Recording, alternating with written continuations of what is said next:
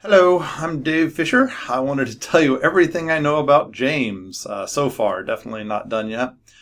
Subtitle of this one is 4 Groups of 7 Teachings. So how can you break the letter of James down into 4 groups of 7 teachings? It'll be an interesting ride.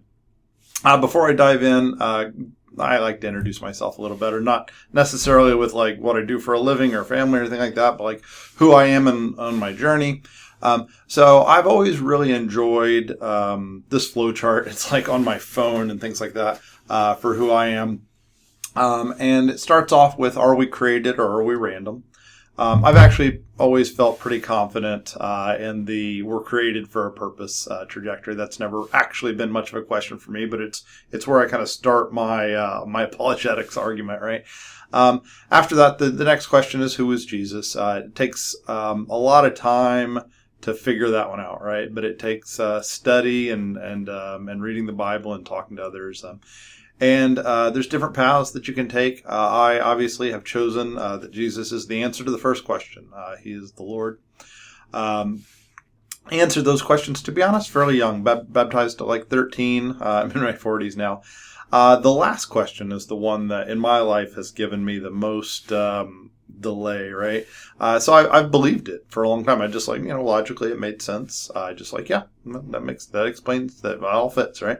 But I didn't actually let it affect my life the way that it should have until I was older. Honestly, like 42, something like that. So like 30 years before I really answered the last one and just put my trust into God's will for my life.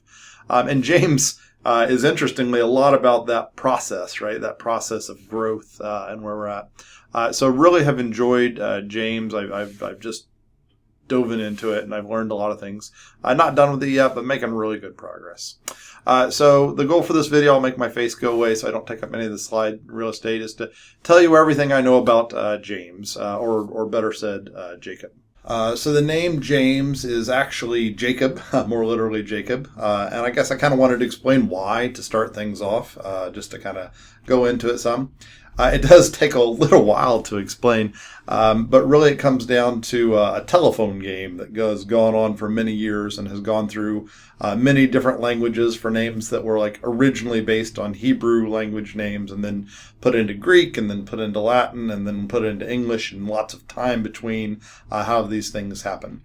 Instead of jumping right into why James is really Jacob, let's just kind of look at another example just for fun. So Simon Peter, one of the 12, leader of the church, the rock, right? So Simon Peter, will start with his name. So his name is Shimon in Hebrew. Hebrew, I don't pronounce it right, by the way, but I do the best I can. I cannot speak Hebrew or Greek. I just really enjoy them. So it reads from right to left. So it's just kind of like an S and then an M. Shimon, right, is where it kind of started. Shimon would come into Greek as Shimeon, so this is how it would come into Greek. And then over time we've started to say it Simon, and they abbreviate things over time as well. But Simon was actually the most popular male name for Jews at the time, right? So Simon was the most popular name. We don't normally call him Simon. We actually call him Peter. Where did that come from? So Peter comes from the rock. This is what Peter looked like, if you didn't know what Peter looked like. The rock is a Hebrew word, kepha. So this is the word kepha for rock or stone. Interestingly enough, if you bring kepha into Greek, it's kephas. You add an os. This is very common. It's the masculine nominative. It shows that it's a male name, right? So kephas. He's actually referred to in the Bible a couple times, especially by Paul, as Cephas, or Cephas is how we pronounce it in English. But most of the time he's not called Cephas. He's actually called Peter. Peter is interesting because they took his Hebrew name and actually in Greek he would have been called Petrus. And I'm guessing he walked in Greek circles quite a bit. I'm guessing they called him Petrus as he walked around. Everybody except for Paul called him that. That's the name Petrus that you see in the Bible the most. Petrus, of course, goes to Latin, and then it comes over to English as Peter. So that's how we know Kepha as Peter, right? So kind of a funny translation in the middle there. What I was actually supposed to talk about, though, is the name James. So James, we do have the Greek. We can see that in Greek it was Jakobos. So no surprise that OS got added again, just like Petrus added the OS. So really you should just drop that because the name was without that. That's just what Greek does to name. And you see you end up with Jacob. The way that things translate is Y's go to J's. Don't ask. And the K sound can easily be a C. And so the name really should have always been translated as Jacob or Jacob, right? So Jacobos comes from the Hebrew Yaakov. Yaakov is what you would have heard people call him, or Jacobos if they were speaking Greek at the time, but never James, always Jacob, right? So it's just a mistranslation that we got James from, really. Where does the name come from? So the name is used in the Bible first for the patriarch with the name Jacob. So I'm guessing you know Genesis, and so you know that Jacob came out grasping at Esau's heel. So the word heel is a cove. And so to grasp at the heel, it's kind of like to deceive or maybe be envious of your brother. So to grasp at his heel. So his name was Yaakov. So Yah is the short for Yahweh. Whenever you want to put Yahweh's name into your name, you shorten it Yah. So Yaakov, God's heel, is actually Jacob's name. Which, of course, brings up a fun trivia question. What was the first mention, so you can think about this if you like, of Jesus and his brother Jacob in the Bible? Yes, I'm assuming some things here, but we'll get into that. By the way, everybody always starts their videos with, who was this James who wrote the book of James? And 100% of the people come to the conclusion that it was James, who was Jesus' brother, who was the leader of the church at Jerusalem. I'm just skipping past that, right? Watch other videos if you want to get into that. But at any rate, the trivia question. What was the first mention of Jesus and his brother Jacob in the Bible? Answer, Genesis 3:15. Pretty early, maybe earlier than you thought. But whenever it's talking about the seed of the woman, he will crush your head, your being the opposer of God. He here is Jesus. And so we discovered that over a long length of time. You will strike his heel. So his is referring to Jesus. Jesus and God are one, so Jesus is God. So you could actually call Jesus Yah. So and you will strike Yah heel. But heel, as we know, is actually the word akov. So you will strike Yaakov. So the first mention of Jesus and his brother Jacob in the Bible is Genesis 3:15. Yes, that's kind of a joke. All right, moving on. Other things. Why did so Joseph, the father of Jesus, Joseph and Mary? Why did Joseph name his first biological son Jacob? Obviously, there was the patriarch Jacob, right? So that's where the name became very famous in this civilization. But also, it's Joseph's own father, right? So Jacob was the father of Joseph, right? So Joseph simply named his oldest biological son when he had full rights in doing the naming after his dad, right? So very, very common. And the name Jacob, like grasp at the heel of his brother, like the connection to this other Jacob. I mean, it's just crazy. Like the Holy Spirit's actually just kind of like funny sometimes. So like he grasped the heel of his brother, who's, yeah, never mind. His brother, Jesus. So I put up some pictures just to kind of be funny here. No idea what he looked like, but nothing special in his appearance. But the name, I'm interested in names. Where does the name come from? This one we can kind of work starting with the Hebrew because Matthew tells us that you're to give him the name Jesus because he will save his people from his sins. And so Jesus' name is salvation. Yesha comes from Yehoshua is the full name. Jesus is the abbreviated Yeshua. So Jesus' name is Yeshua. Now, the next question is, if his name was Yeshua, why do we say Jesus?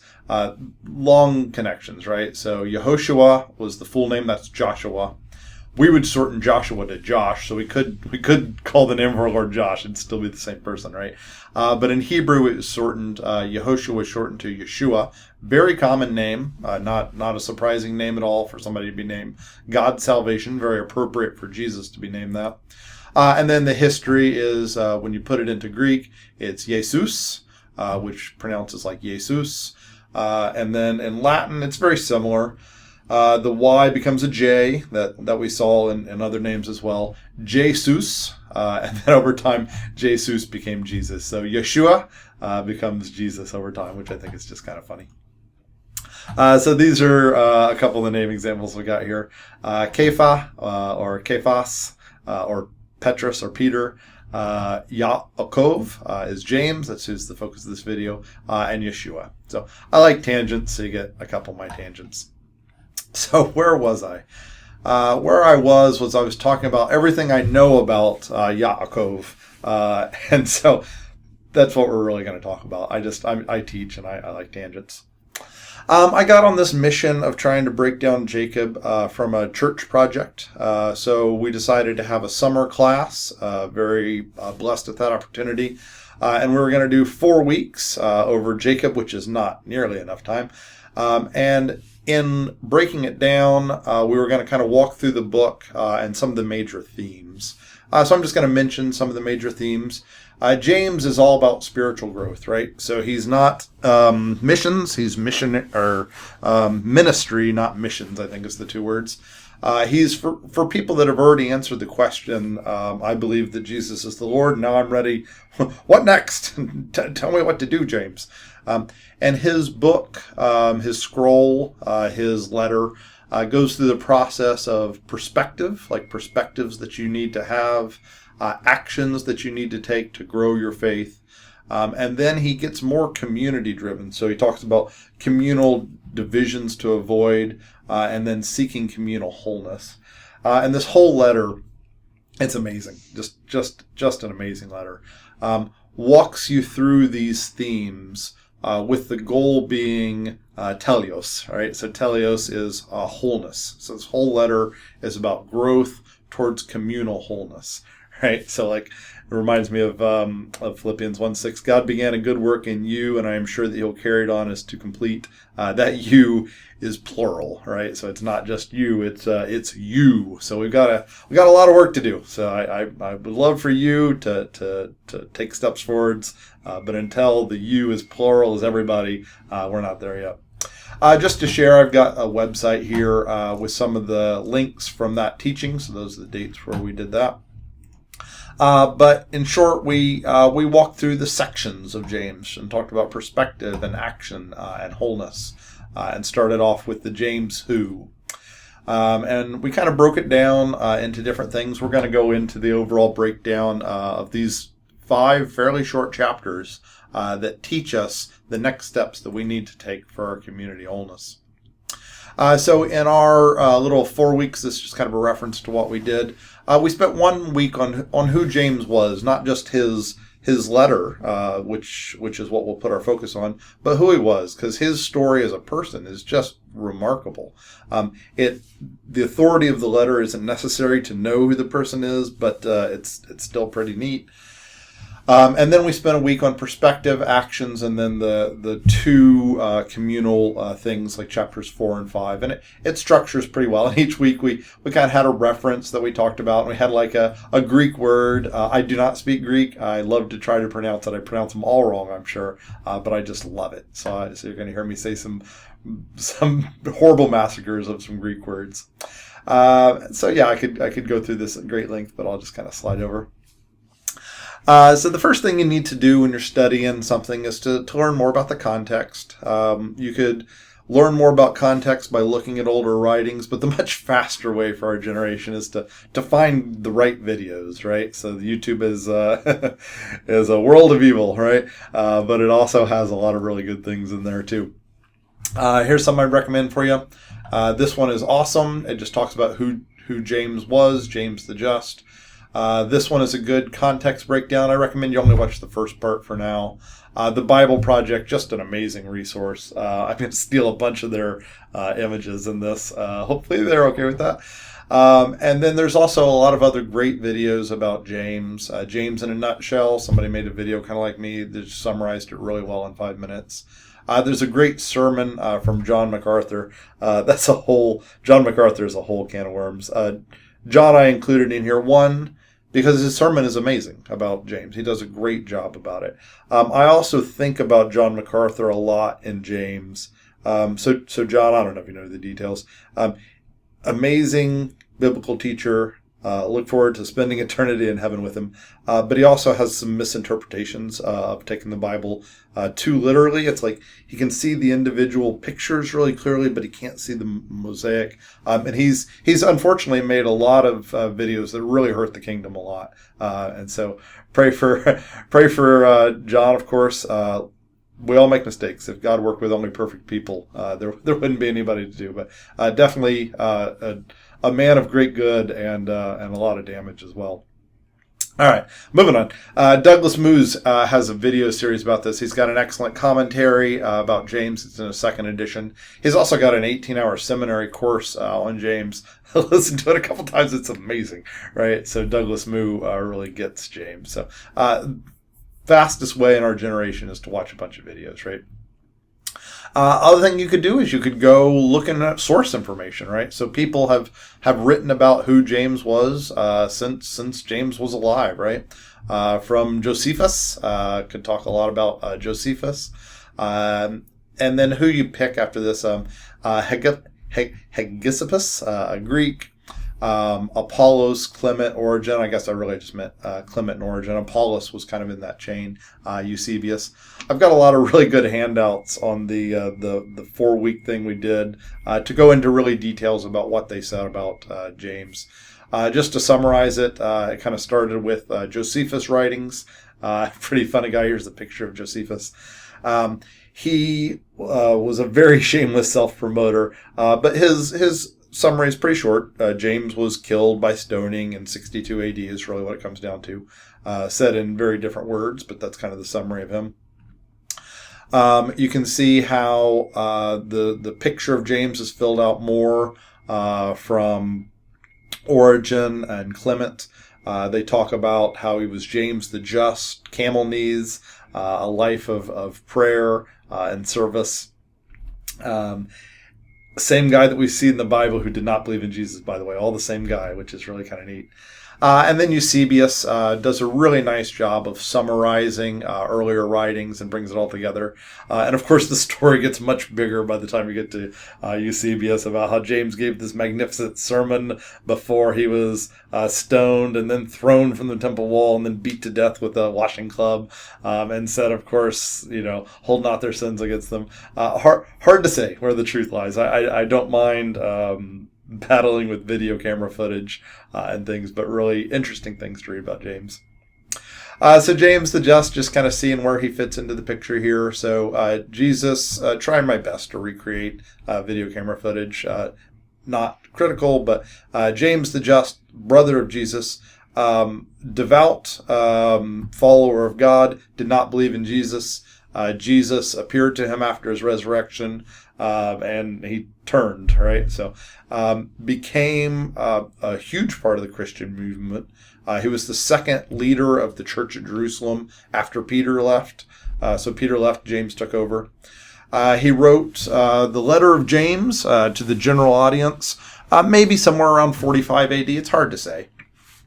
But it was in this period of 40 years, which is just really amazing, from the ministry of Jesus all the way to the sacking of no stone left on another in Jerusalem. It was probably the first writing of the New Testament, which is amazing. So he went from the Hebrew Bible of what we consider God-breathed scripture to James. He was first, so he's the first book, most likely, before any of Paul's letters, certainly before any of the 4 Gospels or Acts, way before Revelation, right? And he's in this time period of persecution. Actually, the time period of persecution lasts until like 300 AD, where, strangely enough, Christians gained power, which is actually worse than being persecuted in some ways. So really interesting historical things. There's some links from that website that have some study questions where you can go through and look at the writings of these five, I guess, if you count these two separate.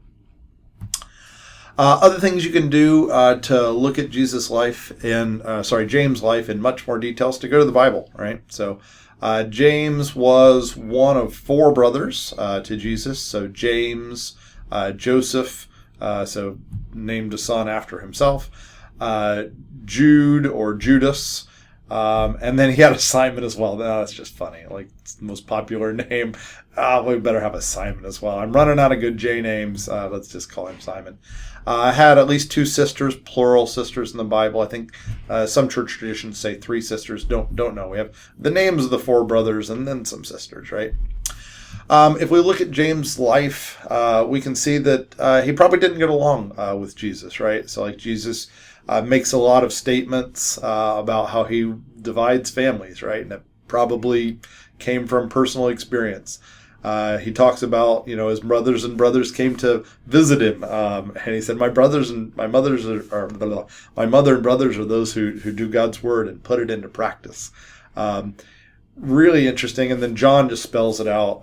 They encourage Jesus to go and show himself, and John just says even his own brothers didn't believe in him. So really interesting that was a very smart person, believed in God, and thought his brother was a nutter, right?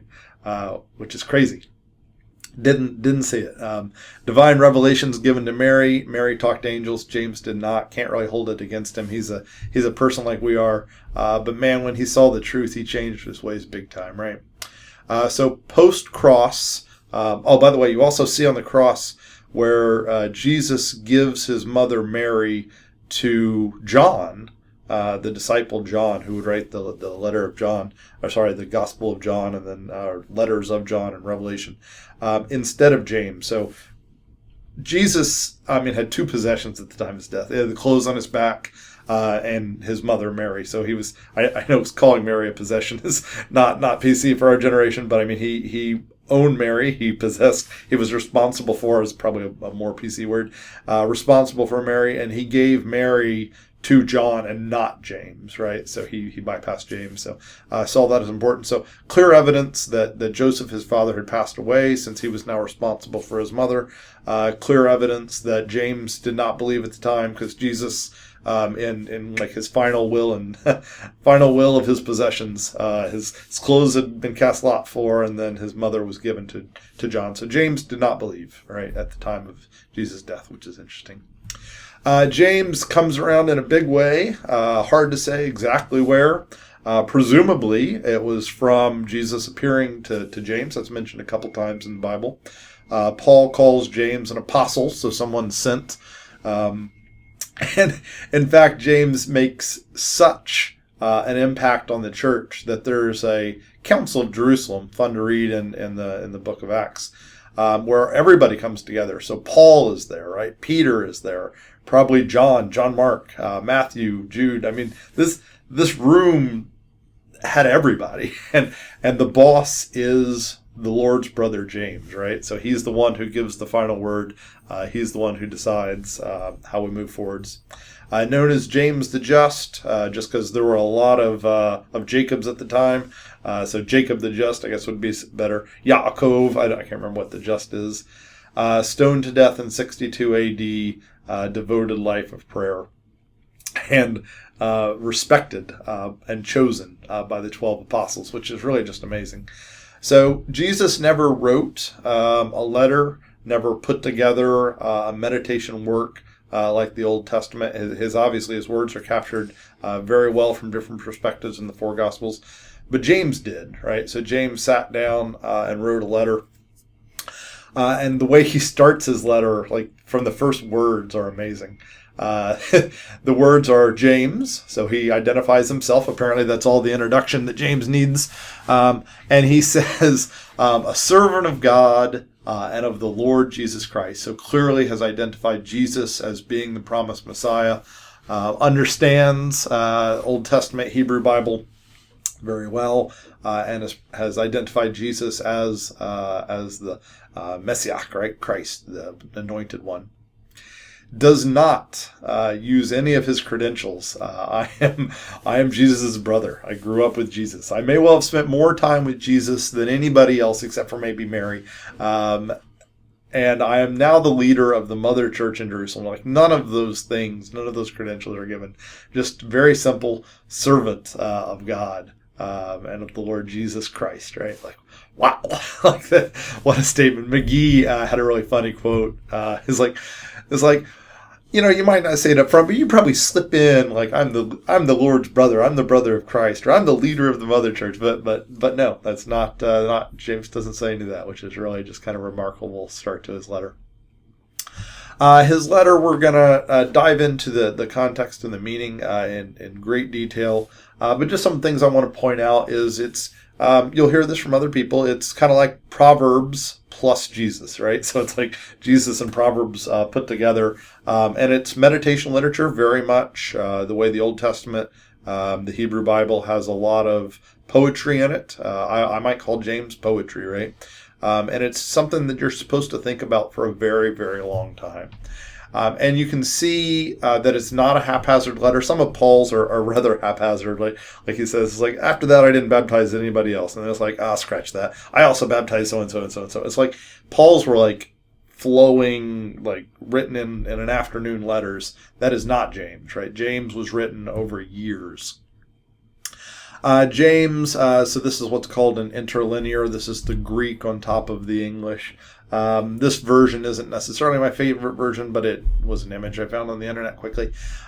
James stacks his arguments like bricks, right? So he makes a statement, and then there's another brick that's connected to it, and then another brick, and then another brick. It's the way he forms logical arguments. He's like very into apologetics, and you can see it if you look at the words. Usually you can find the words in English just fine, but I thought I would show the Greek here just so you could see some of these connections. So like the first little brick piece, it ends at the word greetings, which is the same way he started his letter in Acts.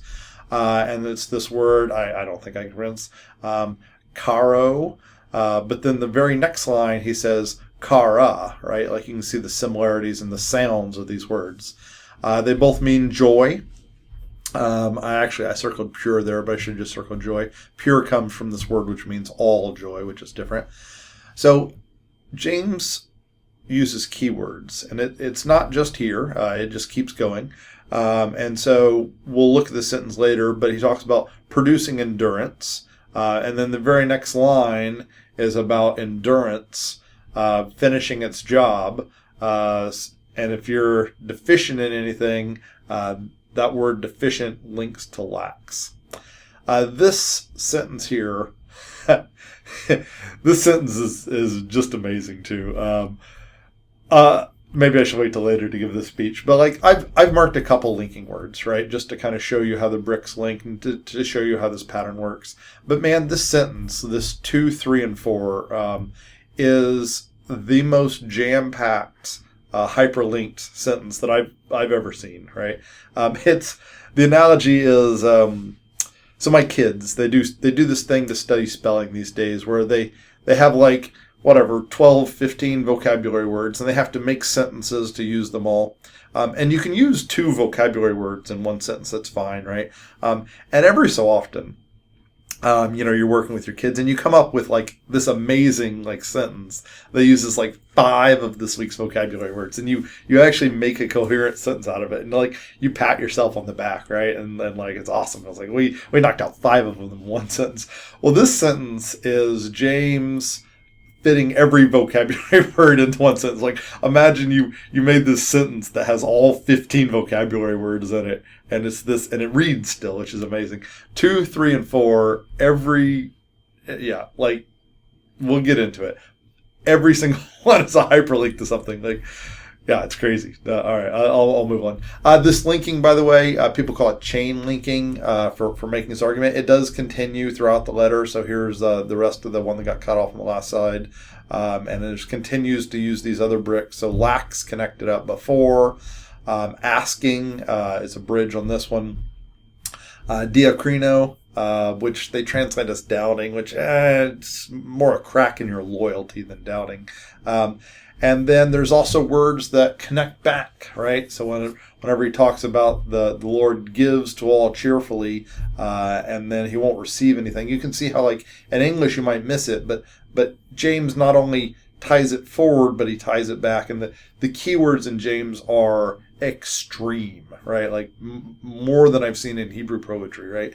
And it takes a long time to figure out what all James is doing. And this is just the sentence level, right? This doesn't even get to his more important levels of literary units. But it takes a long time to study James.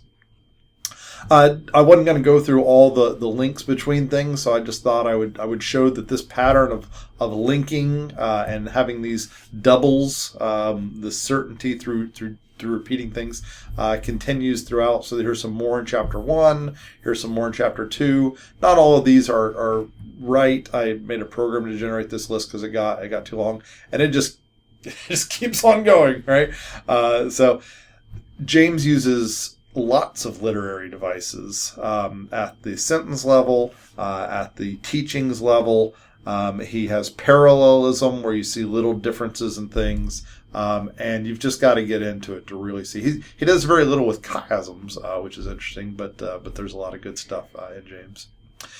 So there's no way to really talk about it in the abstract unless you start doing it.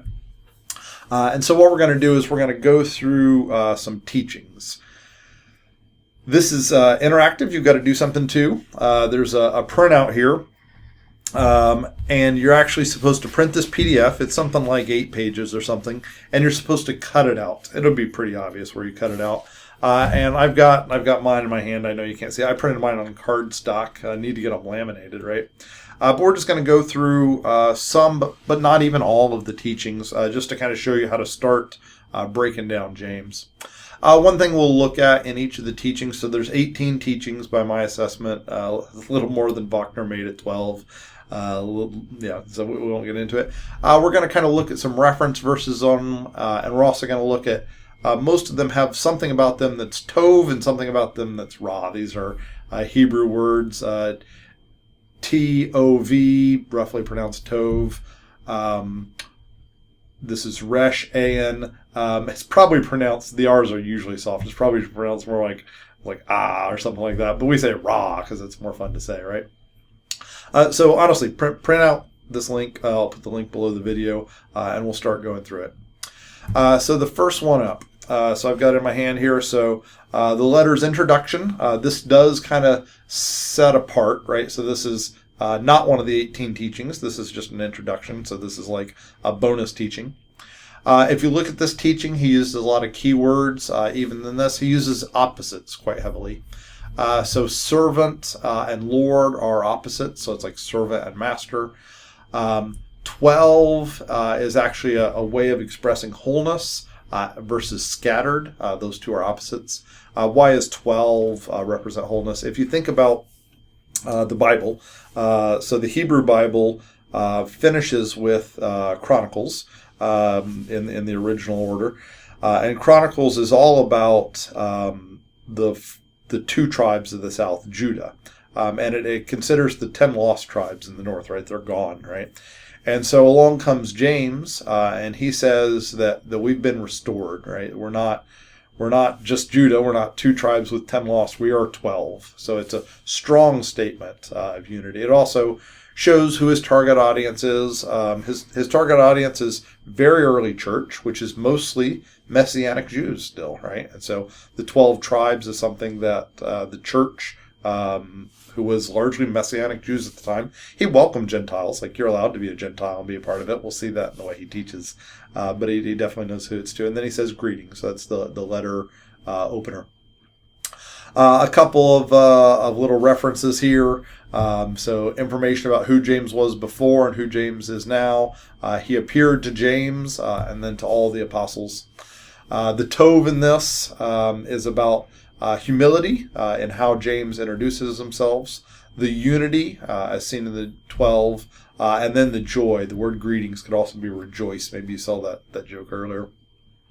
The raw in this one is to choose my way, and then to be not united, right? So cracked or scattered is the word he uses here.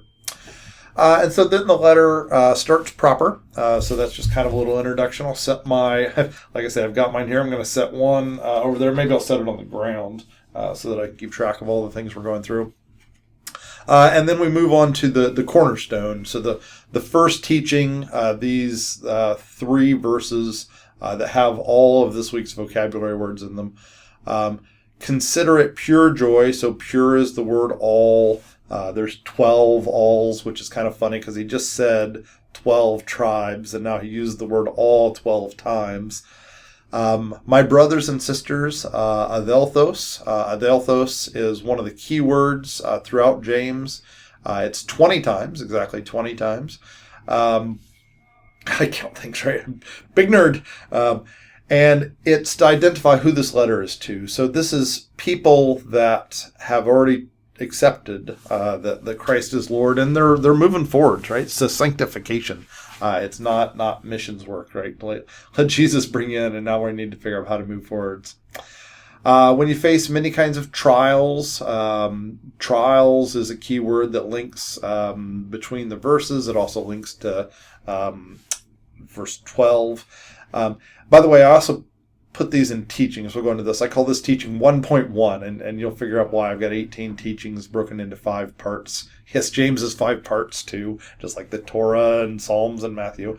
But I think James sees it as 4 teachings of 7, but we'll get into that.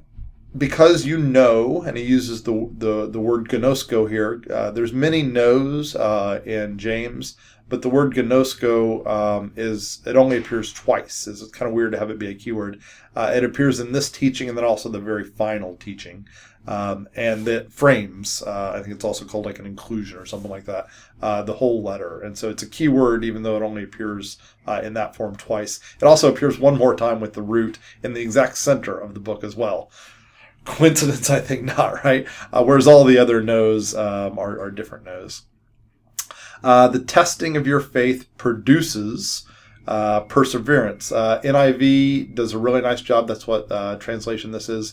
In the Greek, there's actually an alliteration with the letter P, the pi, and they've reproduced that here in NIV. I just love it. And then let perseverance finish. The word finish here is the word teleos. I should have moved teleos over a little. Finish its work. Ergos, I think, is what it is. Work is also key in James. You'll see it show up 12 times in a later teaching. 12, that's just funny. So that you may be teleos. So this sentence kind of reads more like, hupomone, which is perseverance, or upomone, teleos, ergos, and then so that you may be teleos.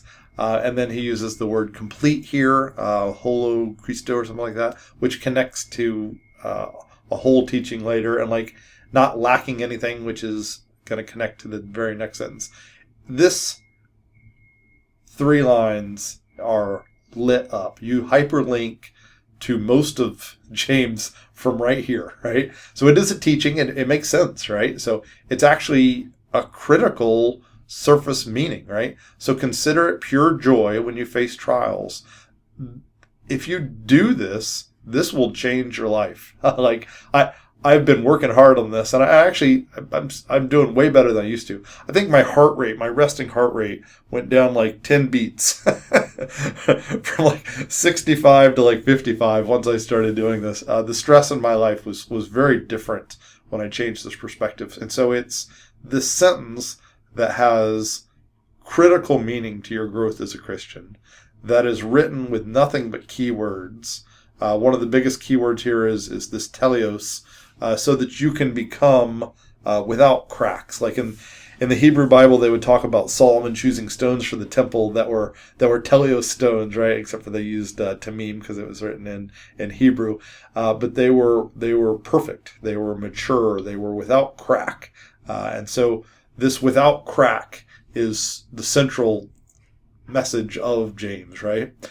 No surprise, James in the word teleos, he uses the word teleos 7 times. 7 represents completion in the Bible. There's an anagram of the letters, which makes a form of the word 7, right? Or complete, teleos. James loves the Hebrew Bible. Not surprising at all that there's 7 mentions of teleos. In fact, it's kind of funny. There's a couple other times where he really wanted to say teleos, but he changed it to a different form. And so it's kind of funny. Those 2 actually stand out more because they were changed from the word teleos to a similar related word. Some words James makes up when he needs a word. This word complete, it's used 1 time in the Bible because James needed a work of the parts 1. All right, amazing stuff here. The Tov here is seeing trials as opportunities, right? You're getting to share in the life of Christ with all the bad things that happen to you. Right? You're like, woohoo! You can still grieve about the things that are bad. Life has genuine challenges. And in this world, you will have trouble, right? That is known, right? But if you see them the way that James saw them, you're going to be on a different path, right? This word teleos, by the way, Jesus, important word for him. My food is to do the will of him who sent me and to finish his work. And so we see the word finish, teleos, and work, ergos, directly coming from chapter 4 here. So finish work, right? James echoes Jesus extremely, right? So it's like Psalms and Proverbs, but new, right? Based on Jesus. This word teleos comes up many times in Jesus' life. The cross, for example, it is finished. It is teleos, right? So teleos was the goal. It was Jesus' food, and then he finished the work, right? How can you not see how critical James is? I really think that, we reordered the Hebrew Bible for the Old Testament. Our generation needs to reorder the New Testament to where James is much earlier, right? Maybe the Gospels first. Yeah, I get that. But then Acts maybe, and then James, right? It's so critical to our growth. It being pushed to the back is just crazy. All right. Could talk about this for a year. So I'm going to move on. If you go start looking at the keywords, I've only did the first couple here, right? You can see that every word is just so critical. Face, this echoes back to the surface of the waters in Genesis 1, right? It's insane. All right, let's keep moving forwards. All right, so the next teaching, the next chunk is connected to the previous by the word lax. I forgot what it is in Greek. But it flows. James cares a lot about flow and cadence, and it's very consistent with reading poetry, right? If you lack wisdom, you should ask God, who gives generously and it will be given to you. You can see the chaining words here. But you must believe and not doubt, diakrino, the one who doubts, who has even the smallest crack against teleos, is like a wave of the sea. So you're double-minded, right? Tossed and blown. They should not expect to receive. So receive is a key word that connects back to giving generously. Ask was actually, I meant to highlight ask connection there. So receive versus the one who gives generously is a connection that ties this together. So there's, again, all these keywords, he spent years on this thing. It's crazy. But the surface level has amazing meaning as well. The statement is simple. If you seek wisdom, you're going to find it, right? Period. End of story. It's a guarantee. Which makes you think back to Solomon asking God for wisdom, which was awesome. But God, said yes and gave it to him, but he actually gave it to all of us, right? So that gift that was given to Solomon is actually a universal truth, which is kind of neat. Says in Jeremiah, seek me and you'll find me. When you seek me with all your heart. So like all your heart, no diakrino, right? By the way, the word diakrino is, krino is judging, right? So judging is a way of distinctions between groups. So diakrino is somebody who has been split apart, right? And so no splitting apart. And it's more about the word loyalty. There's a really good article about how doubts isn't necessarily the right word. I think of doubts as temporary, but it means no cracks, right? Is the goal. Ask and it will be given to you. Seek and you will find. Knock and the door will be open. James echoing Jesus nonstop. Everyone who asks receives. The one who seeks finds. The one who knocks, the door will be open. So wisdom is something you can get. It's a guarantee. You'll see later that he's specifically talking about within trials, because he's going to frame this as being all part of trials here in a little bit.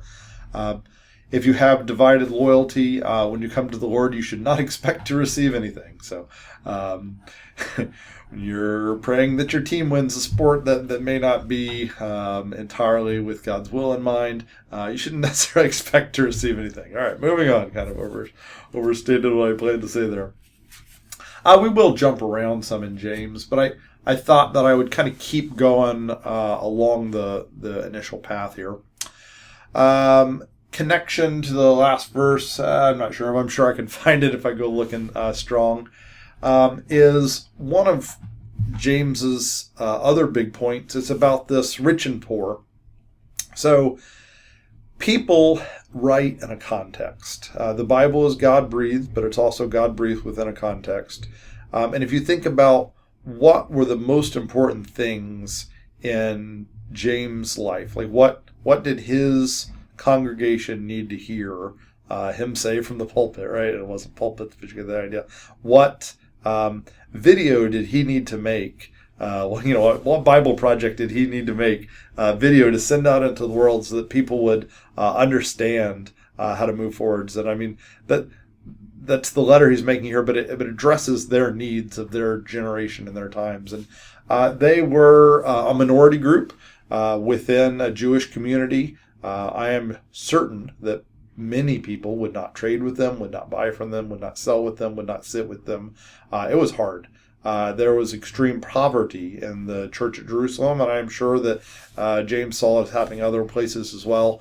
And so he addressed it head on, right? So your humble circumstances you should take pride in, because as a believer, you're in a high position. That's not any poor, that's believers who are in low esteem positions.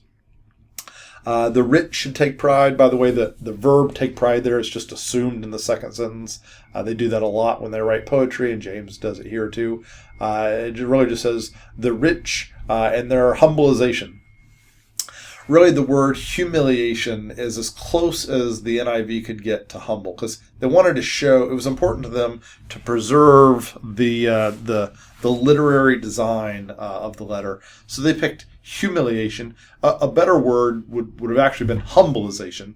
The committee must not like to make up English words. They really should, because James makes up words whenever he needs them. So they really should. To do justice to James, this really should say humbleization. But it's the process by which you're going to be the same as low esteemed people. We're all going to be united.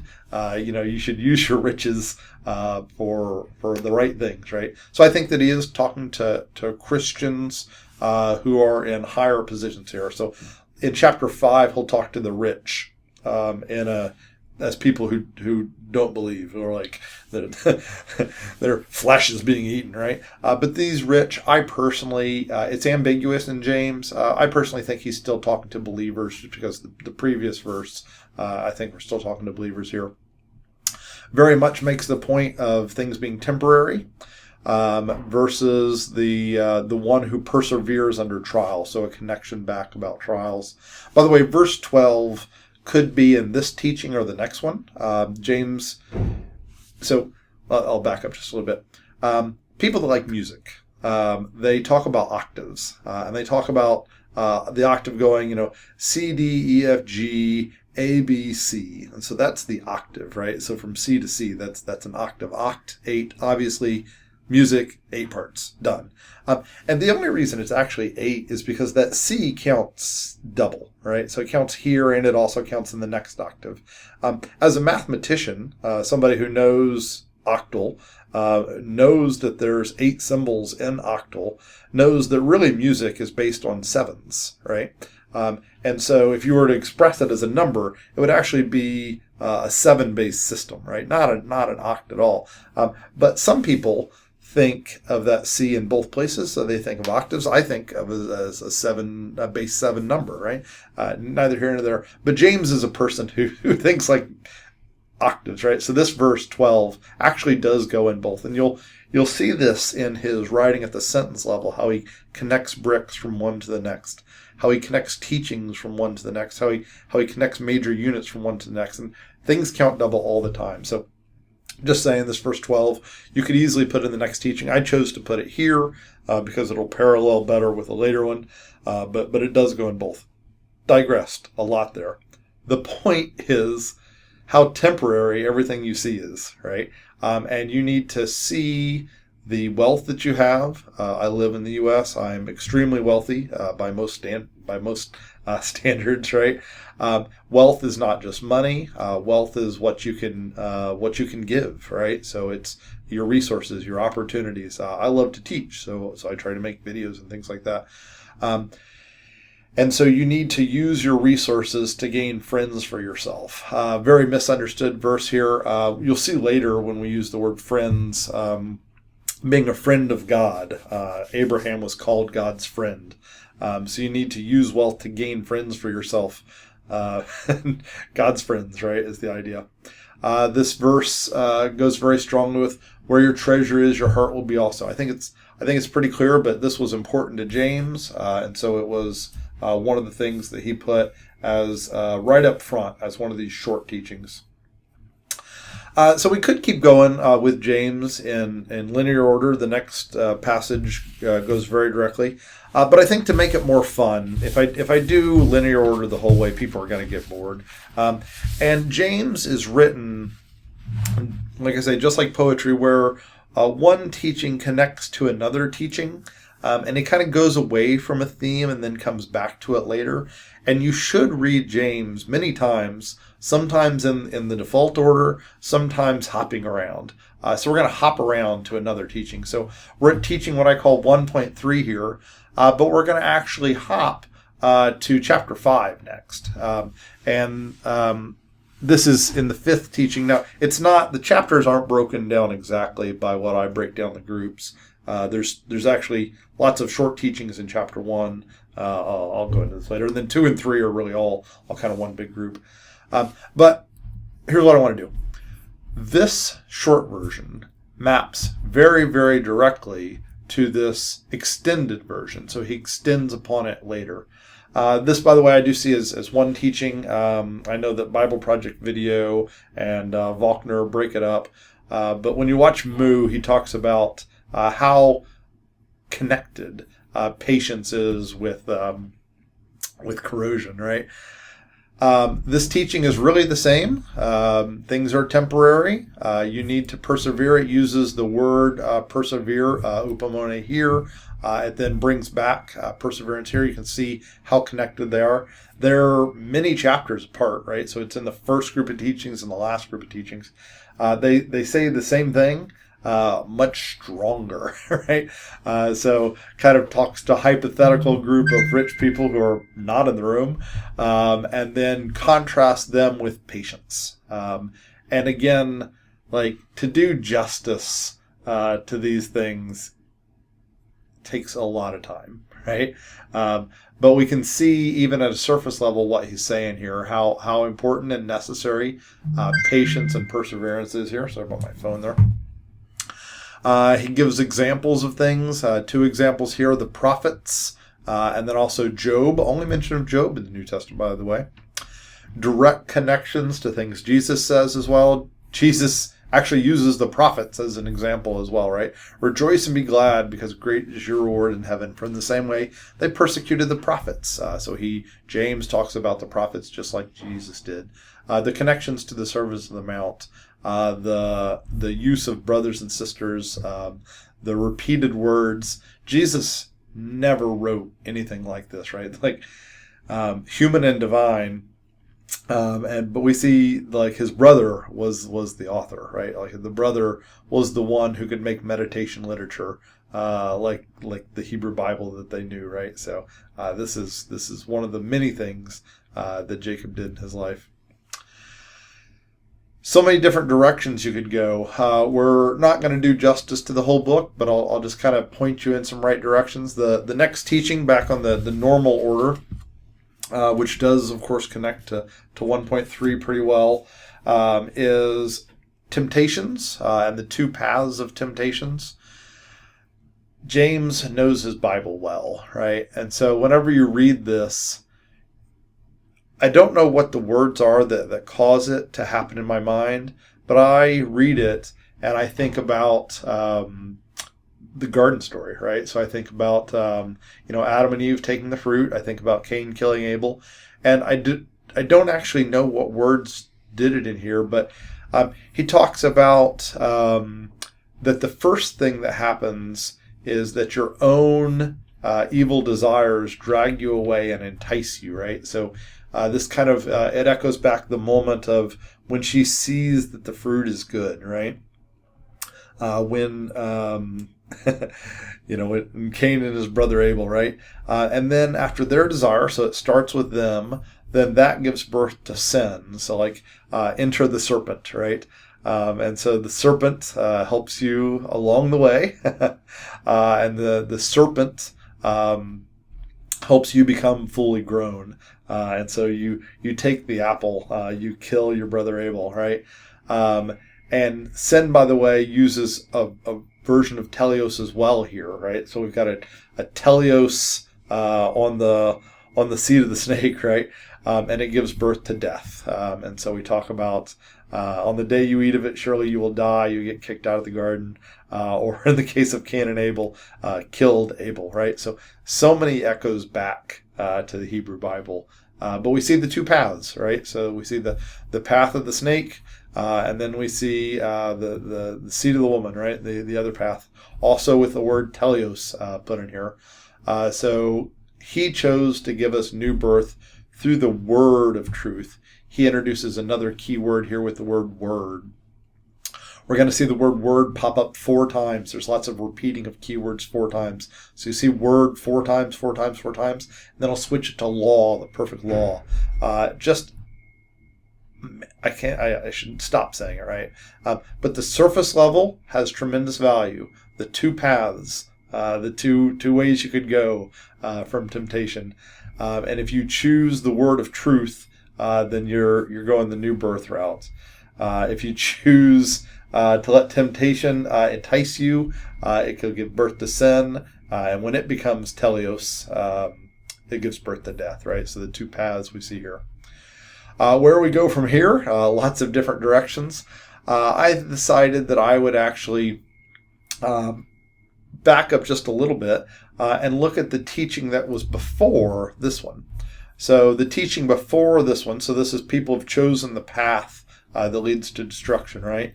The teaching just before it, so obviously teachings that are connected to each other, are connected in James' mind, is about the path that people are on when they're scheming, right? So they scheme, and then they can choose their will, like we're going to do this, right? Versus the Lord's will. And so here we see the path that leads to the very next teaching, right? And so needing to choose the Lord's will for your life, this goes back to my questions, right? Once you trust God and you let go of seeking happiness, the craziest thing happens. You'll become happy. It's like it reminds me of like turn right to go left, or whichever way cars said it, right? But trusting in God is the will that you need to seek, right? By the way, this one-liner here, if anyone of them knows the good they ought to do and doesn't do it, it's a sin for them. It feels wildly out of place in this teaching. Like it's like this jump, right? This one-liner, this like zinger one-liner, this is a more macro level one-liner. It ties in a summary that goes back all the way to favoritism, right? And so we'll get into the macro design of James later. But that's why this feels so out of place, because it's a closure, it's a bringing back, a framing of the second, or maybe it's the third of his 7 teachings, right? So we'll look at the macro level, but it explains why verses like that just feel so out of the normal flow. All right, so that was kind of path-related things. Where do you go next? There's so many different ways you can go. I guess we'll just go back to the order James put it in. And so this is the start of the next section. It, of course, connects back. So we move into, I call this previous one perspective. We move into what I call short actions. The macro level name there. It could be short actions or like less specific actions is like more generic things. And so he begins to talk about things that are kind of connected to perspectives but become a little bit more action related. So being slow to speak, quick to listen, slow to become angry. The double use of the word anger here, by the way, this is going to pattern with a double use of peacemakers later. So peacemakers who sow in peace reap the harvest of righteousness. So anger and peace, the double anger versus the double peace, make a pair which frame this section. And then to get rid of all moral filth and that is so prevalent in the world, so avoiding the corruption of the world, a huge topic then as now. So dealing with poverty, seeking wisdom, avoiding the corruption that comes from the world and thinking the way the world thinks, huge. Accepting the word planted in you. I think this is the second word. We're going to see 4 total. And the connections here. By the way, this word planted in you, very direct connection to Jesus' parable of the sower in the different places. That's the growth of the seed planted in you, the word planted in you. Use of the word humbly, so meekly is this version of humbly, very much going to connect to teachings in chapter 4, so interconnected, right? And makes sense at the surface level as well. So don't get angry. Don't choose the path. Choose the path of the word. The world gets angry about things. You're not to do that, right? By the way, this also ties back to Genesis, right? So whenever God's talking to Cain, he says, "Why are you angry? Why is your face downcast? You must rule over it. Sin crouching at the door." So many connections. I chose to go back to Genesis, but you could go back to many places in the Hebrew Bible. That word pushes forward. So this is the second word to 3 and 4. And he focuses on another one of his main themes, doing it. Right. So in fact, a lot of people consider this one of the primary themes of James, and rightly so. Not just listening, but doing what it says. This connects very directly to words that I'm sure James knew, because like Jesus said, "My mother and my brothers are those who hear God's word and put it into practice." Word, put it into practice, right? It's like, this is not just James talking here. This is Jesus. And I like, once you realize who Jesus was, you think of this, you think of this statement, right? Like, just imagine being James, and it's going to be a central part of your message, and it is. It also, by the way, it ends the seed parable. Hear the word, retain it, and by persevering, produce a crop. It's like, could James echo Jesus anymore? We did a thing when we did this study. Is we had people try to identify whether it's something James said or something James wrote or Jesus said, and it was super hard to tell the difference unless you like had the Bible memorized, which I'm guessing both James and Jesus did, right? He talks about teleos. We get another of our 7 teleos here. Not forgetting what they've heard, but doing it. Core teaching, living out your faith, actually continuing down the path instead of just saying, oh, I believe in God, therefore I'm saved and I'm done, right? So the good news needs to change your life. This teaching, this is the short version of it. It's brought up in greater detail. So we'll hop to that one next, kind of hop around a little bit here. In chapter 2, where he talks about faith without deeds. This is one of the more controversial sections of James. It really shouldn't be. People feel like James and Paul disagree on this point. They're talking about different things. So Paul was missions, right? And Paul wanted to make it clear that Gentiles were welcome to be part of the kingdom as well. And he's recruiting for the kingdom, right?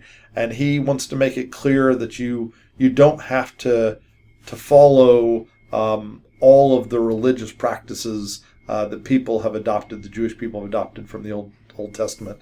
And if you maybe you'll have a roommate someday that is Jewish, and you'll really come to know what all has been taken literally from the Hebrew Bible. And it's supposed to shape the way you think. It's not necessarily meant for our context. The first resource I put for our little study is the Blue Parakeet. Scott McKnight does a really great job of talking about how context is a part of the Bible. And when you choose to take something out of context as opposed to learning the big picture, the big mosaic, the picture that's being painted from the Hebrew Bible, you're missing it, right?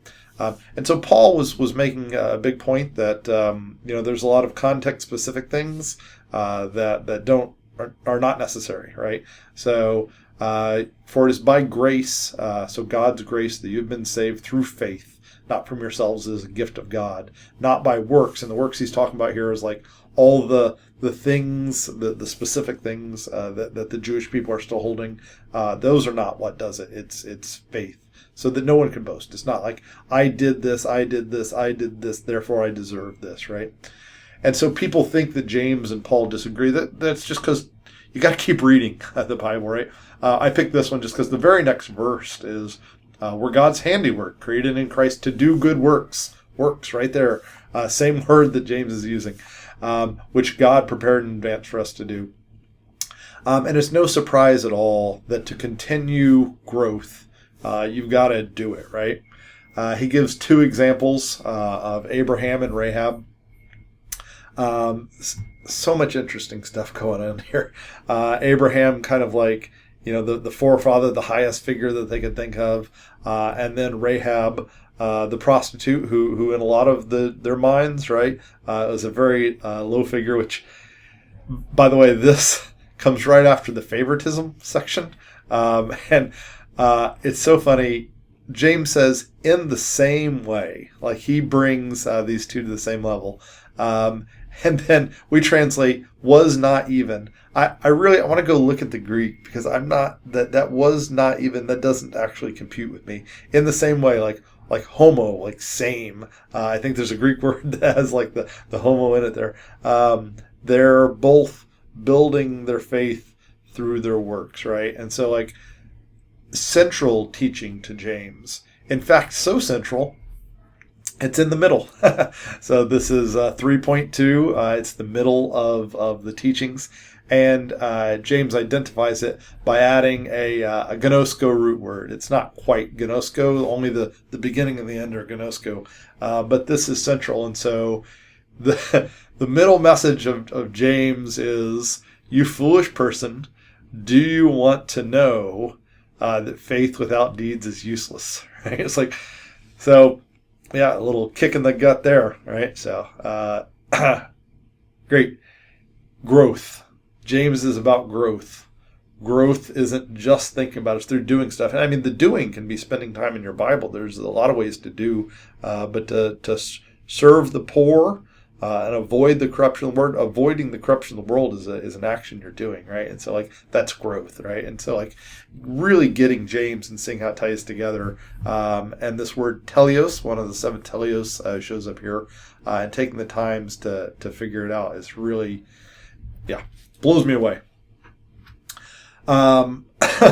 More about works. James describes himself as a servant of God. Paul actually does the same thing, right? So Paul talks about being slaves to righteousness. So Paul and James are in very much agreement, right? Romans 6 says it very well. In fact, there's so many statements of Paul that we know. It's like all scripture is God-breathed. That one's actually hugely famous. People know it, right? It's useful for teaching and rebuking. Let's not forget the rebuking, correcting, and training. And then the very next, like just keep reading Paul, right? So that, like the reason for scripture, so that the servant of God, servant, slave, servant, you may be thoroughly equipped for every good work. Right, like that's how you grow. So Paul, James, there's no disagreement here. It's just a misunderstanding of Paul that James is addressing. It's also interesting that James wrote many years before Paul, so it shows that the ideas that Paul introduces, this saved by faith through grace, were already very prevalent. In fact, they're so prevalent that James is addressing them 20 years before Paul wrote, right? All right, I don't actually know the number of years. Maybe it's 10 years before. But they're definitely in conversation. But they're not in the order chronologically that you would expect.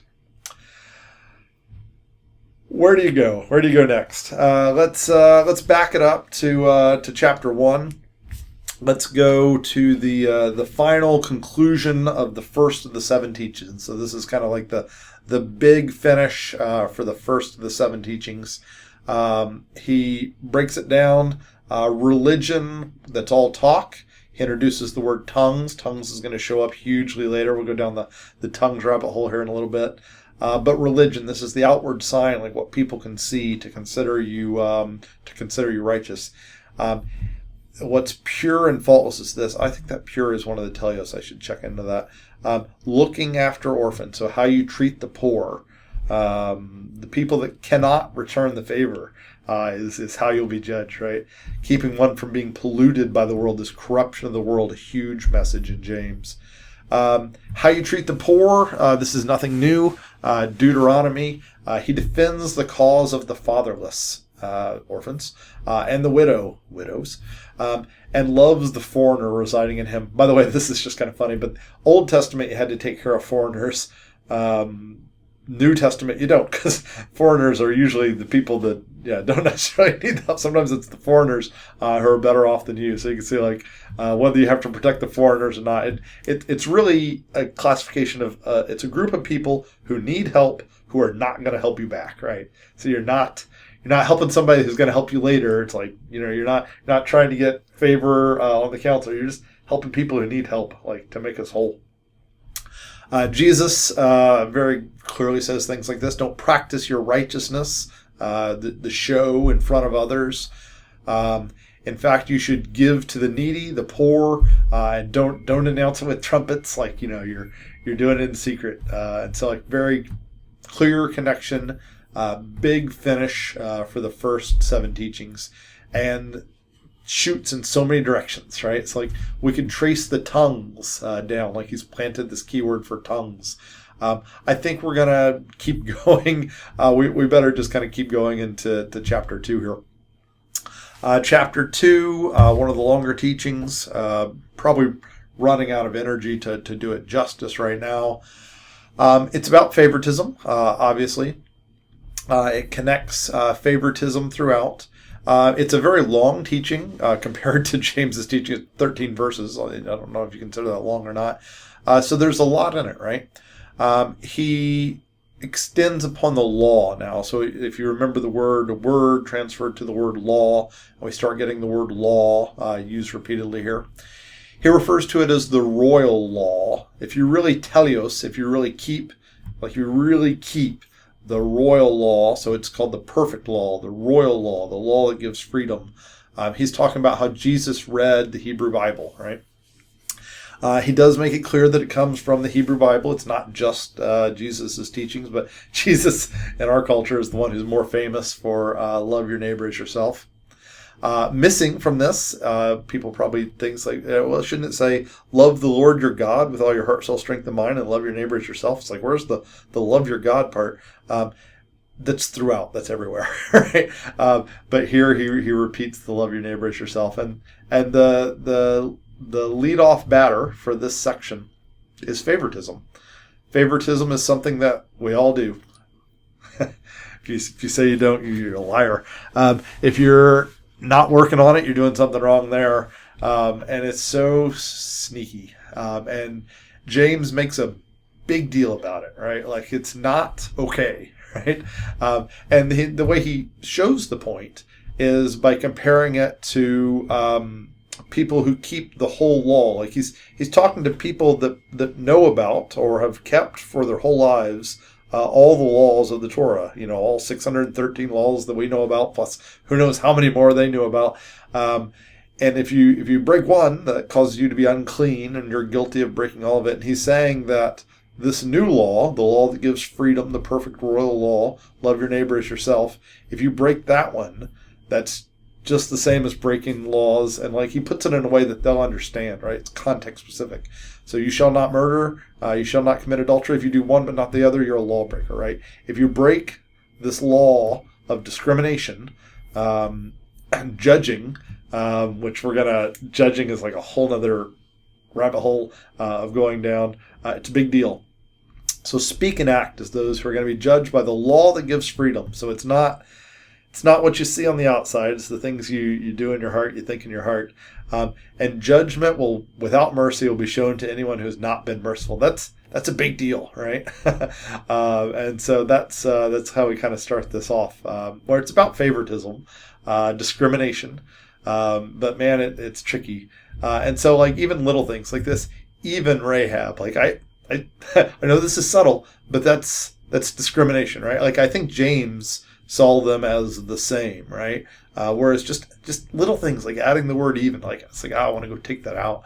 I just say, in the same way, Rahab the prostitute was considered righteous. I mean, maybe there's good Greek in there for it, I don't know, but favoritism is so delicate. And it's so funny that, like, our generation is so good at having people, like, we've got a Center for Diversity here, who are able to see these microaggressions much better, to help you see things that you're doing that I wouldn't have even noticed. And it's double ironic that Christians are the ones who should do this the best, but Christians are the ones who also take the Old Testament things out of context and then aren't doing it the best, right? Like, there's liberals that are better than Christians, which is crazy, about not showing discrimination, right? So we should be the ones who are leading the way and not discriminating. So, yeah. All right. Anyway, Jesus supported this as well. If you love those who love you, what credit is that to you? So if you say show special attention, even pagans do that. And then Jesus comes back, be perfect. The word teleos. Hey, keep seeing that word teleos. As your heavenly Father is teleos. Teleos comes. There's a lot of Hebrew Bible tamim. Must be wholehearted toward God. Critical to Jesus. Critical to James. Focus of the whole letter, right? Where do you go next? I think I'm going to back up just to this big finish of the first 7 and look at the word tongue. So the word tongues is a hyperlink. It goes down the tongues path. Chapter 3 is where we really pick that up. He goes away from it, he comes back. He goes away from it, comes back. 4 mentions of the word tongue in this, tongue or language. 1, 2, 3, 4. They're in there somewhere. There's the 4th one. 4 mentions of the word whole. Keywords are so critical. I ran out of steam on this these slides. You could look at the keywords and just say whole tongue, and you could know what this whole passage is about, right? It's like he puts it out in great detail, which is great, but whole tongue, right? So, like, keep your tongue whole. Keep your tongue, teleos tongue, and that's the focus here. Tells the story in great detail, uses modern examples. He's one of the only people that talks about, like, horses and ships and mirrors, right? Almost the whole Bible is like natural things, but James is like modern, right? Like, he's bringing the context of the Old Testament into his context, right? Like, now we have a very different context, and he's bringing it forwards. And I love when people do things like this. Honestly, like, I feel like that's what the Bible Project does for our generation. I've stolen all their images because I love them so much. Ties to the Old Testament very strongly, though, right? all kinds of animals, birds, reptiles, sea creatures. So here's another 4. Clear connection to the page 1 of the Bible, right? Like, you got to see that one. Clear connection to page 1 of the Bible here. Clear connection to being made in God's likeness in the very next line, right? So, it's this thing is wired, man. It makes connections to fig trees. Jesus talked about fig trees, of course, kind of grapevine, bear figs, right? Neither can salt water produce fresh water. By the way, the next line on this, this is another used double. The next line is, who's wise and understanding, let them show it by their good life. Could also be part of this teaching. I chose not to add it, but it could be a part of it. But it shows how important the tongue is in a negative way, which is kind of weird, because the tongue is also, I mean, this is the sword that Jesus is going to bring in Revelation, right? The tongue is also powerful the other way. I was a little surprised in reading this, and I'll keep meditating on it, about how the positive is not shown greater. But as negative as the negative is, the positive is even more positive, right?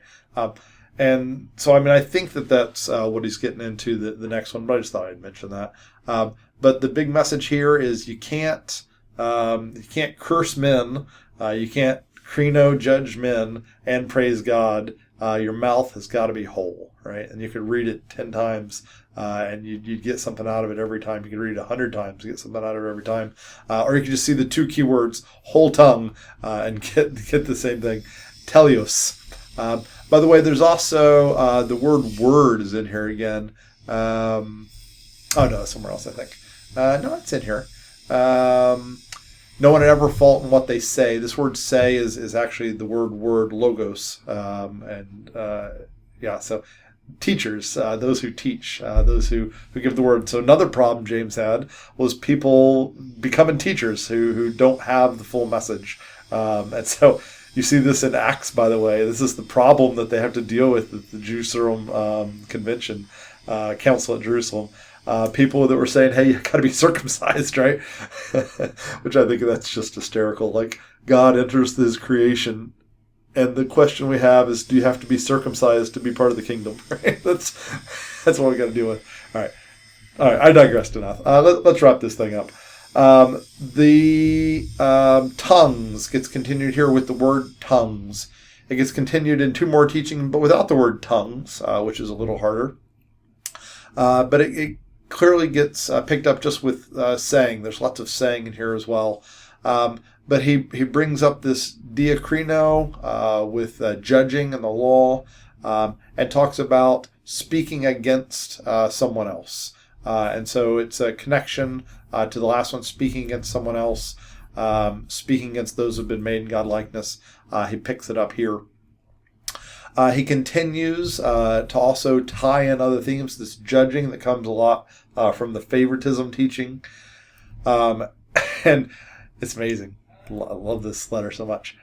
And then he finishes this tongue's path with above all. And the above all feels out of place if you read it with the one below it. But if you read it in this other direction, this dimension of tongues and speaking, it makes perfect sense. Here's the final thing to say about your tongue. Just tell the truth, right? Simple yes, simple no. Tell the truth.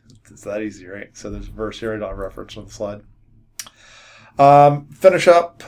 So I've kind of hopped around and left off a lot of things. There's lots of ways you could go. If we go back to the anger one, so they're kind of like the start of the actions, they sneaks in the word humbly. Humbly connects to a lot of places. This one is how to avoid quarrels and fights. So you will humble yourselves before the Lord. So like meekness. It's not necessarily... There's a humble word for a low position, and there's a humble word for like gentleness, meekness. This is like the gentle meekness. And so we see the word shows favor to the humble. This teaching and structure, by the way, it patterns the beginning of chapter 5 actually very well, where it's kind of like a lot of negatives and then the positives that you need to do. Submit to God, resist the devil, he'll flee from you, like a spider crawling away I won't go into that. Wash your hands, the things you do. Purify your hearts, your choices, your motives. So many ties. All right, I'm just going to keep on cruising now. Humility theme continues to move forwards in deeds done in humility. So you show your wisdom through deeds. Just like you show your faith through deeds, you're considered righteous through your deeds. You show your wisdom from your deeds. If you have things like envy and ambition, then you're going to see disorder and evil, right? So it's the path for wisdom. So lots of parallels between wisdom and paths. We get one of James's only list here. It has a list of 7. Pure, peace-loving, considerate, submissive. These 2 we kind of consider one. Full of mercy and good fruit. So that's the 7. Impartial, favoritism. Sincere, let your yes be yes. And then there's kind of the almost feels out of place haymaker concluding, peacemakers who sow in peace will reap a harvest of righteousness. This is a macro statement again. It's going to echo back to anger, right? So peacemakers who sow in peace, peace, peace, and humility. Humility, peace, peace. Flip back here. Anger, anger, humility, right? And so this closes a teaching of 7 off. And so sometimes these one-liners at the end echo back a little farther, right? So macro design of the book. Kind of coming up on the big finish now. The big finish ends with some really positive communal wholeness. This is obviously where the book was going with its design of perspectives, short actions, long actions, diakrinos, and then wholeness. We're really getting into it now with prayer. So the prayer offered in faith will make the sick person well. And the way that the prayer offered in faith is going to make them well is because the Lord will raise them up, right? So it's not your power that's doing it, but it is your prayer, which is powerful and effective because it moves the Lord to action, right? Play on words here, raise them up, doesn't necessarily mean the way you think they're going to get well. They're going to be well, and you see that directly. If they've sinned, they will be forgiven, right? So there's no guarantee of earthly dominance, right? That's not how this game works. You're going to have trouble is the promise, and I'm going to be with you is the promise, not you're going to win every sporting event, right? Not you're going to not have trouble. You're going to have trouble. The way you get towards wholeness is to confess your sins to each other. That one actually kind of surprised me a little bit, but maybe that's something that I'll work on. But having everything be out in the open, pray for each other. That one I very much expected, so that you will be healed. By the way, there's this context thing here. Anoint them with oil. We don't do this today, right? Like I've spent a lot of time in our church, prayed with the elders. Very rarely do I see them break out the oil and pour it on people. We're called to pour oil on people. Again, this is, a context-specific thing. I don't feel any need to pour oil on people. I almost think this is like, do everything that you can based on your context. So send them to the hospital and pray for them, right? It's kind of the way that I read the anointing with oil. But in the letter in Acts, there's a lot of context-specific things where he's trying to compromise between group. But the letter here, it's almost all universal truths, except for maybe the context specific to anoint them with oil. So, the way you heal people, like they kind of saw it as part of prayer, this anointing with oil, and it was about the best their medical practice was going to do for you as well, right? Comes back to examples, gives the example of a righteous person, very generic, kind of like how prophets was very generic. And then Elijah, which is kind of neat. So it goes to pick Elijah as an example. So many pairs of examples, and so Elijah, and then talking about how the crops gave rain, echoing back to the patience of the farmer from 2 teachings ago, and then the big finish, the final one. So people that are wandering from the truth turn and get back on the path. So very much part of the way to where I'm going, the path, very much part of the Great Commission. James sticks in the word gnosko to where it's kind of hard for people to even translate. So parallelism between the two lines, the gnosko right in the middle, knowing through experiencing, like absolute knowing, is kind of like brings this, the other gnoskos in the very first teaching, brings this whole letter to a close, and it comes to a close with turning back. So I guess turn back to the beginning and meditate some more on it, right? So those are the teachings. It's fairly easy to see the connections between sentences. It's fairly easy to see how one teaching connects to the teaching before it and the teaching after it. But the more macro level things of James are also significant, and they're fun to look at. And so these teachings that we've been going through, I count 18 of them, plus an introduction. So here's kind of like the introduction here. If you count these squares, there's 18 teachings. This is where they fall into their chapters. So chapter 1, 2, 3, 4, 5. I do see James as 5 parts, but one mechanism that James uses is long and short teachings. And the people who did the chapter divisions are forced themselves to make chapters roughly similar in size, except for some in Psalms. And so they have 7 short teachings, and no surprise, those, since they're short, they're going to kind of fall into one chapter. This kind of forms the first group of 7. And then there's long teachings after that. So these are very long. So this next ones get broken up. And so chapters 2 and 3 are really quite similar. And then chapter 4 is nicely broken into teachings, and chapter 5 is nicely broken into teachings. So that's kind of how I arrange it. So I would rearrange it to where you've kind of got the introduction, which is kind of set off a little by itself. The first group of like 4 perspective. The next group of kind of like, I called them short actions short, because they're kind of like generic things about actions, and they're also short teachings. They go with this 7 teachings as well, but they're actually more actions based, especially like this middle one here. So strong connections between like this middle one here and this actions, faith being supported by deeds. Connection from the word tongues in this one to the tongues in this one. Connections between anger here versus peacemakers down here. So there's actually some really clear connections. I look for chiasms and things as well, but that doesn't quite work, because really this one hops over the middle to this one. This one hops over the middle to this one. And then this one goes from the end to the beginning. So it's not quite a Hebrew Bible chiasm the way you'd expect, but it shows the middle one being significant, which also has that gnosko right in the middle.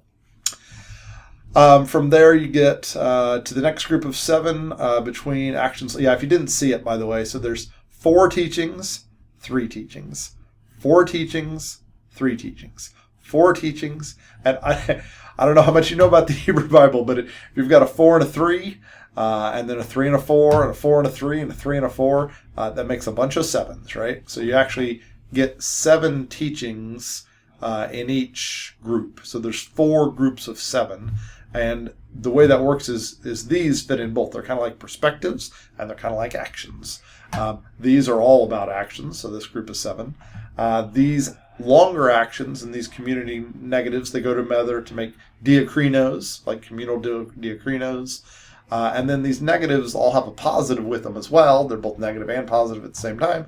And they connect with teleos, community teleos. So you move from perspective through the actions to grow your faith, the divisions to avoid, and the communal teleos at the end. So there's a 5-part structure, just like the Torah is 5 parts, just like Psalms is 5 parts, just like Matthew is 5 parts, James is 5 parts too, right? So it's 5 parts. But it's not really 5 parts, it's actually 4 7s.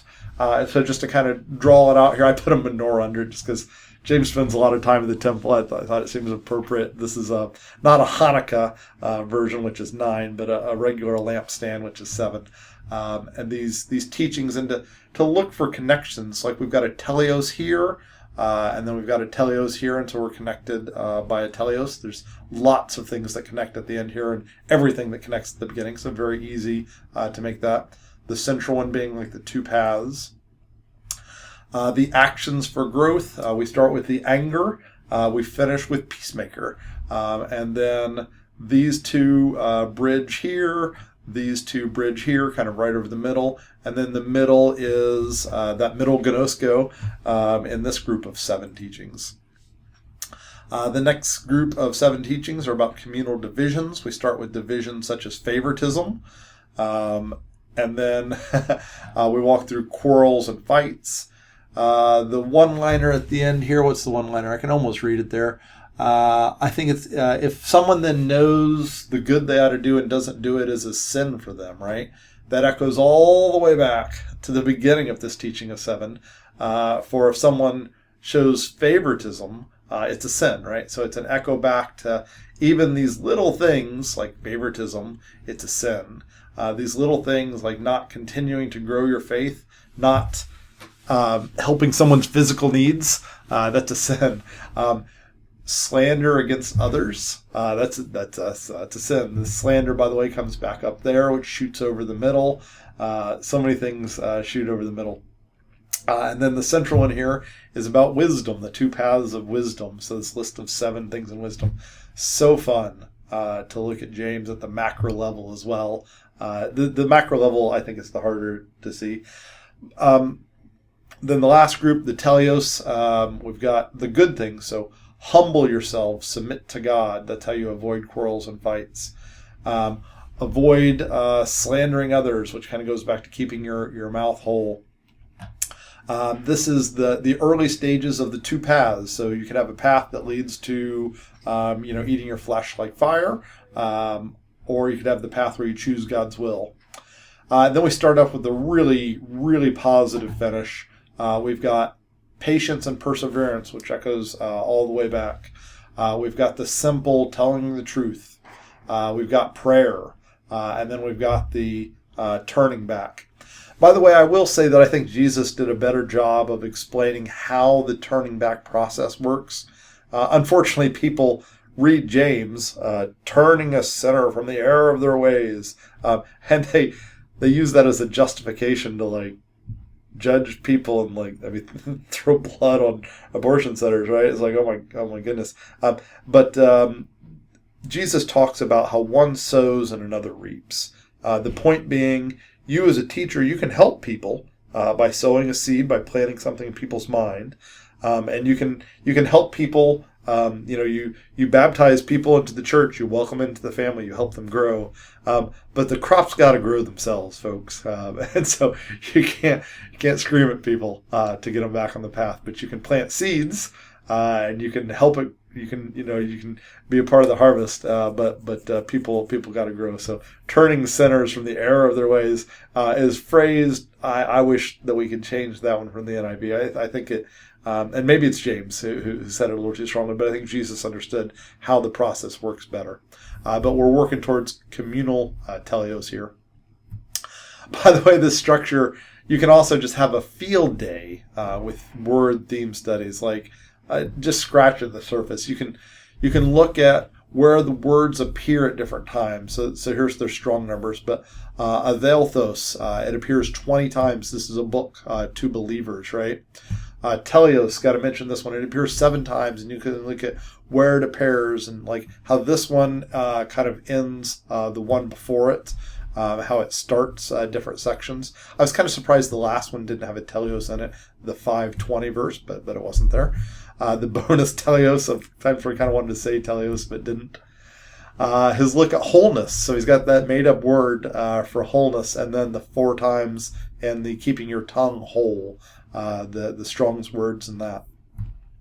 Little things that are subtle. The word all appears exactly 12 times, so all 12 tribes. So the word all, James was crazy, right? Not crazy as in truly crazy, but he worked on I didn't finish these slides about this book, right? Combining these 12 alls, the 7 teleos, the 1 and then 4 wholes, we see this call to wholeness, the 12 tribes, not a lost 10 like the chronicler said, the 12 tribes are back, right? We see connections in simple words like trials connects here. Trials, and then the word upamone, perseverance. The path of trials, which are pure joy because they lead to perseverance, which leads to teleos. How you see things, your perspective matters so much. The different versions of teleos I've kind of listed here. Sorry, upomone and perseverance, one of the key words here. The contrast of trials to temptations, very similar Greek strong words, like I think it's 3985 and 3986. I feel like I should have put that on the slide. And the 4 times that trials are mentioned and the different paths that, like, Cain, you must rule over it. Like, you must, as in you've really got to must, even though he didn't in that story. Temptations is an important thing to talk about. The word gnosko, I'm just kind of showing it here. First teaching, last teaching, it frames the whole letter. It's the inclusion. And then the different version, so like it's the word gnosko, but in a different way, in the very middle. And the very middle is, of course, we've killed this butterfly pretty well. It's about how you're a foolish person. Do you want evidence? And that word evidence is actually the word gnosko. And gnosko is knowing, like, at the most absolute sense, right? It's the word for the idiom for to have sex with as well, to know somebody, right? So it's kind of the equivalent of to know somebody, like at the highest level. And gnosko is a key word in James. The only way you can know is to experience. So, like, he's hoping you experience trials. Woohoo! He's hoping that you experience growing your faith through actions. He is hoping that you experience the Great Commission, right? So getting people on the path. Just amazing. The other places, by the way, they use other words. I've kind of like listed them here. These are other knowings. Like, we translate them in English to the word knowing, and you might not see the difference, but they're actually different words for knowing. And these are also knowing, but it's more like knowing and perceiving it, seeing it. And he uses the word see and know all the time. But these 3, mainly the outer 2, are the gnoskos that James has included for us here. So many connections. Just as important as wholeness and teleos is divisions. Divisions can be lacking. So we actually have a connection between lacking bridge. It's the chaining word between these 2 teachings. It also connects these teachings to the, if any of you lacks anything. So if you lack food or clothes, it connects through lackings. By the way, we also see more divisions through, like, this quarrels and fights. You also see James does a lot of of what Psalms does, where he says the same thing but in reverse order. So it kind of like, it's a chiasm structure. He doesn't use them as often, but it shows how the middle things are important. By the way, in the middle, this is desires, which connects back to an earlier teaching, is that word desires. By the way, the word lacking actually is kind of the opposite of teleos. In fact, you can see in the Greek here the connections between the words. Wisdom mentioned once in this teaching, and then 4 times here. By the way, he does this 1 and then 4 quite a bit. We saw it with whole. We see it with wisdom. If you lack wisdom, it's only said 1 time in that. But then wisdom, it's 4 times here. So you can figure out the different paths that you should read James. So the Hebrew Bible is meditation literature that points to Jesus, that you should spend a lifetime thinking about. And James is a updated context of the same things. Tongue, mentioned 1 here, 4 times here. Nothing with James is an accident, right? They continue it without the word tongues, interestingly enough, but you can see it in the context. Speaking against others, and then continuing your tongue. And then this chain, which you should read as a chain this way too, finishes with the above all. And the above all makes perfect sense when you look at it from a different dimension, a different facet. By the way, the different facet reminds me of the 4 Gospels, right? So the four Gospel accounts. So we've got 4 tongues, a 4 way of saying something. is kind of like echoes the four Gospels. And so the four Gospels to get a whole view of Christ, the four tongues that do it. Just so many neat things to think about it. There's also this theme with the rich that you'll see coming through. So it'll kind of start softly, how the rich the believers of low station, of low position, are blessed. So the humble, and the rich can be just like them, humbleization. That comes through with looking after the poor, so kind of another dimensions. Then that continues forward with the favoritism chapter. So you can read, this is one per section, read these 5 in order and see what you get out of it. And then the path of arrogance, and then the final result for one path, and then the final result for the other path. And so that's why I wanted you to cut these out, right? So take a minute right now, pause the video, read these 5 in that order, and see what you take away from them, right? And so there's all these different ways to put things together, connected by many keywords such as the rich here, right? So you can see that this is a path you're supposed to read as well. This one is works. This one is just kind of funny. So you get a word like works at the beginning, that amazing sentence that has all today's vocabulary words in it. You get the double works in the second section here, and then you get the big one about works. Now, normally you would expect to see the word works 4 times. It's kind of like the pattern you've seen, but the word works is in there 12 times. Now that's just funny, right? So 12 tribes doing lots of works to continue their faith. We also do works, but a different context type of works. And so the same word is used 12 times. The word works also is how you show your wisdom. So we see a works in there. And then there's a works in this one as well. Honestly, I forget where that works is, but this video is long enough that I don't have to find it. Humble can mean low position, and so there's 2 humbles here, there's 2 humbles here. You should definitely read these 2 in an order, so take a minute and read those 2 in an order. There's the other word in English that we use for humble, which is a different Greek word. This is where, English lets you down sometime, but we talk about the humility that comes from, the wisdom that comes from the humility that comes from wisdom. And you see the connections between this word, humble. The 4 words for word, logos, that are used here. And then the other one, this is kind of like a reverse. It's 4 and then 1. It's kind of like it points the other way. And this is for teachers. And then the word logos transitions to the word law. And then I found 12 laws. That's funny as well, right? Admittedly, in order to get up to 12, I had to count the bonuses this time. We won't go into that. But, I mean, that's funny. Come on, right? So we see law used in here 12 times. That is kind of a good connection.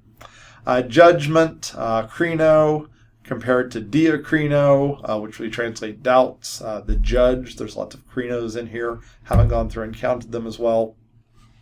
There's also derivatives of the word krino. If you do these, you do get 20. By the way, I meant to put a disclaimer in this video. I see a lot in James, sometimes too much, right? And you can decide what is really there and what's not. It's up to you. The point is, if you spend your whole life meditating about it, hopefully at some point you'll accept that you need to do it, and you'll see how it grows your faith, right? This move towards teleos of an individual and of a whole. Drawing parallels between things is also good. You can see how there's 2 birth paths here and there's 2 wisdom paths here. So you can see similarities in the structure of these 2. So you should read these 2 in order. Similarities in how they show examples. The structure of this one and that one are almost the same, right? So it's like, suppose a man comes into your meeting. Suppose a brother or sister is without food. The way James uses questions in his teaching are interesting. And if you read in the directions of parallel structures, you can see things too. And so, yeah, this slide was going to say prayer. I just didn't get to it. So many fun ways to look at James. So many different keywords you can use. so many different ways to view it. But the macro level continues to do these brick-like connections that James has done. So I really love James. I think his teachings are amazing. That was not the slide I meant to go to. And if I was gonna think about the early life of James, here we kind of show him as a carpenter, but James, in my mind, he must have been a mason, right? Like he must have put bricks together to form these airtight arguments. So not finished with my study of James yet by any means. Definitely lots to do. This is what I know so far about James. But I thought I had enough here, and I thought my little 4 groups of 7 for the macro scale, which may or may not be right. It doesn't even really matter if I'm right. These 4 groups of 7 are really interesting and something you can think about. So cut out these sheets of paper, leave them on your desk for a year, meditate on James. We'll all work on our teleos together. All right. Thanks so much for watching to the end. Go do something more important with your life. Bye.